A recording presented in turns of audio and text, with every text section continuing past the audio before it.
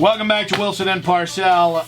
Along with Tahoe, in studio here we have Ron Rivera and Stephanie Rivera. I'll say this: I've been very fortunate because this really is a great community. It really is. There's a lot of great, terrific people that we've met and we've been around. I've been very fortunate to work for an organization with a group of good people. I mean, that's probably the biggest thing that I really did appreciate. And then that locker room, I thought it was a tremendous locker room.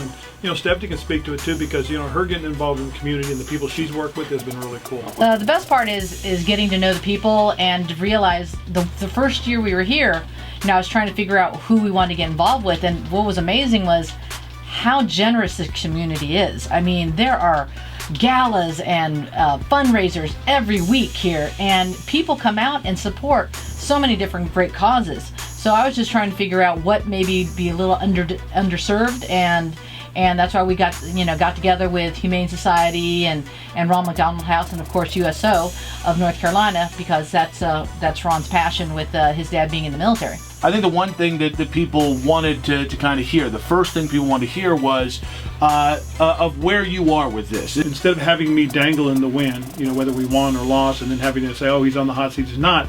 We talked it out, and it was a very good conversation. And I told him at the end of the conversation, I said, hey, your reasoning is very sound. It makes a lot of sense to me. And I said to him too, I said, what do you want to do? And he said, well, I want to give Perry Fuel his chance. And I said, I think it's a great idea. I've known Perry for a long time. Perry helped me develop as a coordinator and helped me along my way. And so having Perry get this opportunity, I think, is really cool. The way the season was going, I knew it was, a possibility, and just a little surprise, but understanding, that the reason behind it. And we've had this conversation before when we first got here. I mean, we know being a head coach, it's nothing's guaranteed. So first few years we were here, I told him, don't sell our house in San Diego just in case, but we got over that hump, and we've loved being here since then. But always in the back of your mind, as a head coach's wife, that's a possibility. I'm going to be okay no matter what happens. I'll be fine. And Stephanie will tell you, we had this conversation at lunch today.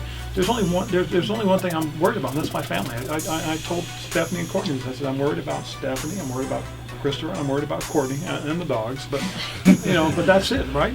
I know 1/1,000,000th of the amount of football that this guy does, but I have to sit up here and say whether or not he should keep his job and stuff. And it is the nature of it to some degree, but there's almost like an insincerity to it. Start talking about the hypocritical part about all this is, and again, I'll take another step and I'll hit the whole social thing that people get upset when people say something. Well, they're entitled to. Okay, whether you agree with them or not, that's up to you. But the one thing that I've always remembered is the guy with the microphone last is the guy that's going to win. Is there a plan in place how to attack the next little bit here? We can't share it with you. There's always a plan. There's always a plan. This guy doesn't walk out the door without knowing exactly what's going to be going on. And I said, look, the next move obviously is to get back into coaching. What we have to do is we have to sit back, be patient, and see what happens and what's going to unfold. Cam posted the other day, "Thank you for letting me be me." Yes. That felt poignant. Let's don't forget, in those first 8 games until Pittsburgh, he had a 72.5% completion rate. Mm-hmm. He had thrown, umpteen touchdowns and only a couple interceptions. Everybody forgets that because, they want to talk about the negative. Let's talk about the positive. It's like when we drafted Cam. Everybody kept telling us, what he can't do. He couldn't do this, couldn't do this, couldn't do this. I got up in the meeting and I was so pissed off at everybody telling me what he couldn't do. I said, hey, why don't we go out and find out what he can do? Let's talk about the positive. Let's talk about him winning the Heisman. Let's talk about him winning a national championship. Let's talk about good things as opposed to all this BS. Regardless of what's going on around you, thank you. Thank you both for joining us, for bringing in the beautiful pup, for, it's a classy thing to be able to come in and talk with us idiots, 2 days after everything's gone down. So we appreciate it. Thank you guys. And again, thank you to the city of Charlotte.